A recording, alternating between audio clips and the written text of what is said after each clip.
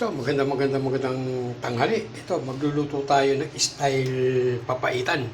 Kaso itong akin, yung mga litid ng baka, itong ano ko, lulutuin ko. Pero napalambot ko na po itong litid ng baka. Ito po yung pansasahog po natin. Meron po tayong sili, hindi nawawala yung sili. Luya, dinimihan ko na luya ko. Tsaka sibuyas. At may dalawa tayong lemon. Ayun gagawin natin pang-asim, lemon. O yan, umpisahan na natin mag-gisa. Unahin natin, tungon natin ang ating luya.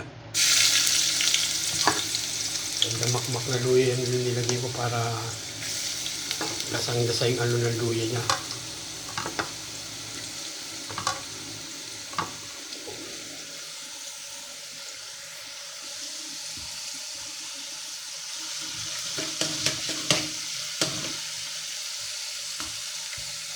At ating sibuyas,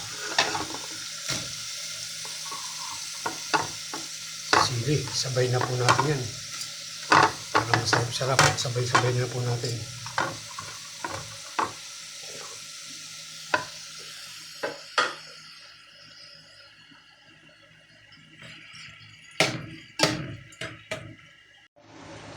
Ito, titignan na natin ang ating niluluto. Yan, ano na yung aroma niya. At ilalagay na natin ang ating, patanggal ko lang sa bawang tubig. Lagyan na natin itong ating litid ng baka. Mga litid ng baka yan. At lalagyan na rin natin ng paminta. Yan, para masarap po. Ayan lang ho natin siya masangkot siya ulit. Ayan.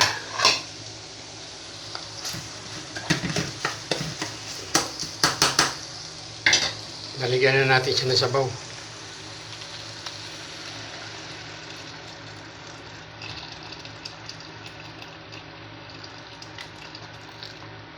Ayan.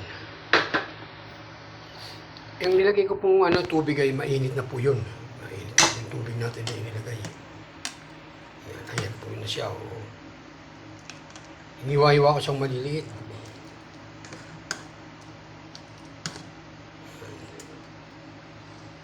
Parang style papaitan po yung ginawa natin. Ayan po.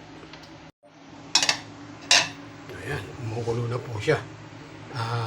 Ilalagay na po natin itong ating lemon.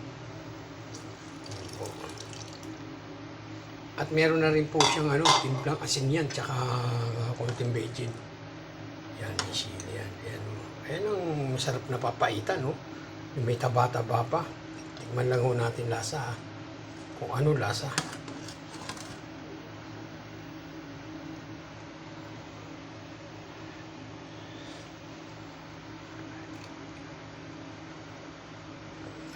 Ayos na ho. Ang lasa. Masarap na lasa. Sige po, hanggang dito na lang po aking video. Maraming salamat po. Sana magustuhan nyo itong luto kong papaitan. Yan, no? Kaso nga wala tayong pampait keso. Liyan mo lang ginawa natin. Yan, ang style papaitan. No? Sarap niyan.